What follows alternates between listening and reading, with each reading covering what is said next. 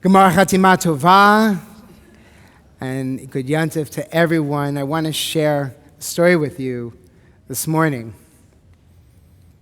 And it's about a young boy named David. David was putting one of the last blocks on his tower when his little sister came in. "I want to build with you," she said. David scowled. "Go away. You're too little." "But I'm big," Sarah responded. "Stay back, you'll knock it over." "But I can be careful," Sarah begged.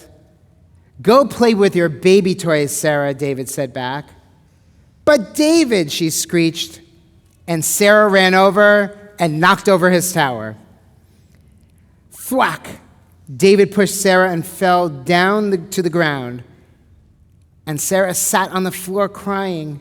David turned around. Grandpa John was David and Sarah's grandpa, and sometimes he took care of them. Their grandpa shook his head.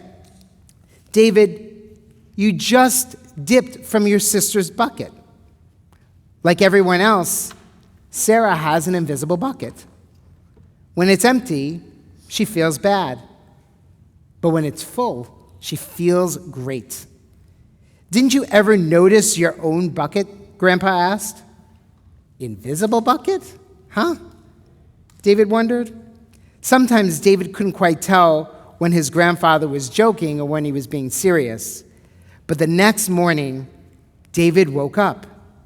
There it was, a small gray bucket floating above his head. When David came down to have breakfast, his mother was in a hurry. "I've got a meeting. You've got school and we're running late," she said. David needed to eat breakfast, so he reached on his tippy toes into the cabinet for his favorite cereal. But David slipped, and the gluten-free, dairy-free cocoa chips spilled across the floor. David, his mother scowled. "You should have used the stool to get that." David could feel his bucket tip, and big invisible drips spilled out. Drip, drip, drip, drip. "Ha-ha," Sarah laughed as she crunched the organic cereal with her shoe. Drip, drip. "Get the broom and clean that up. You don't want to be late for school," cautioned his mom again. David began to clean up the mess, and he could hear his mom honking the horn from the car. David quickly swept up the cocoa chips and grabbed the last piece of toast, but before he could even take one bite, Mitzi the dog jumped up and grabbed the toast from his hand. Drip, drip. When he got to the school, things did not improve. "Hey, look at David's new sneakers." "Huh, my brother has some just like that," said one bucket dipper. Drip, drip. He could feel everyone talking about his new shoes that he'd asked for as a birthday present. Drip, drip. "Watch out, shrimp," said another kid, plowing past David on his way into the cafeteria. Drip, drip. It was still morning, and David's bucket felt almost empty. David felt angry, and he felt sad. And as he watched his classmates walk into the classroom, he secretly hoped that he would trip and fall. That's what it feels like when you have an empty bucket. David slumped into his seat and waited for something else bad to happen. His teacher walked slowly over his desk and handed him a paper. He could hardly bear to look. "David," his teacher said, "you wrote a wonderful story about the Jewish holidays. Would you please share it with the class?" she invited with a warm smile. David felt a huge grin spread on his face and felt a big drop land right in his bucket. Drop, drop. "The day the shofar blast wouldn't stop, by me, David." The class grew quiet. They laughed at all the right places. When David finally read the end, everyone clapped. Even Hannah, who sat next to him and didn't even usually say hi to him, told him how much she even liked the story. He felt a whole shower of drops filling his bucket. Maybe today wouldn't be so bad after all. On their way to the next class, his teacher invited David to be a line leader. Drop, drop. On Sunday at religious school and at youth and teen choir, a new kid at synagogue, Gabe, who also went to the same elementary school with David, asked if he could sit next to him. Drop, drop. David's bucket was nearly full. After choir, when he looked around, David suddenly realized that his grandpa was right. Everyone else had a bucket too. He turned to Gabe, the new kid, and introduced himself. Hi, I'm David. First day? Welcome to Beth Israel. I know you're going to love it here. Drop, drop. The strange thing was that for every drop he helped out to put in someone else's bucket, he felt another drop in his own bucket. When David burst in the door after religious school, he shouted, "You were right, Grandpa. I do have a bucket, and I understand how it works." Then he saw Sarah's torn doll. That dog Mitzi at it again, and he almost scolded Mitzi. But then he thought that dogs might have a bucket too.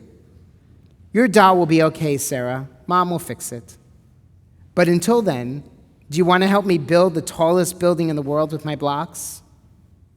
And so they did. This story is one about a bucket filler. And Yom Kippur is all about bucket filling. We all know that when we're unkind, we're not nice to others. We actually take a dip from this imaginary bucket each and every time. But when we start to notice others, we actually become a bit kinder and nicer to others as well. And when we own our own part, even when we've missed the mark, not only do we fill our friends and our family's buckets, but we fill our own buckets too. In the years to come, our hope is that each and every one of us has the opportunity to fill these buckets. So I'm going to ask you to do something for me for 2 minutes. I'm going to invite you to take a moment with someone you came in with today. And if you didn't come in with anyone, that's okay. I invite you to share with someone that's around you. I'd like you to share one moment where this year you really felt that your bucket was being emptied and what happened for you in that moment. So your bucket was being emptied. What was going on for you? And after you share that, I'm inviting you to think of one way that you can fill someone else's bucket in 5783. So again, share that moment when you felt you were being emptied, and then one way you can replenish it this year. Take 2 minutes. Go ahead.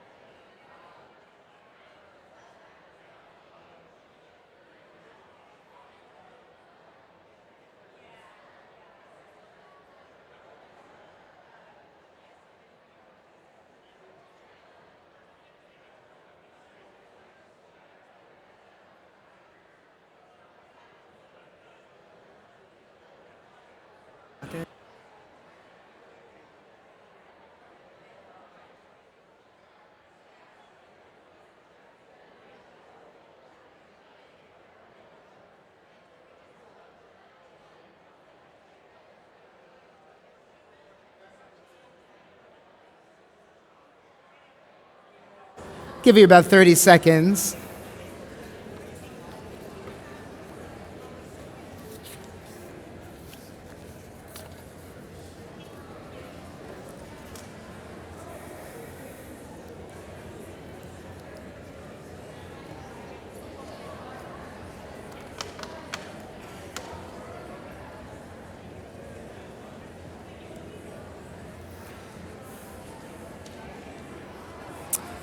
I'll invite us to come together.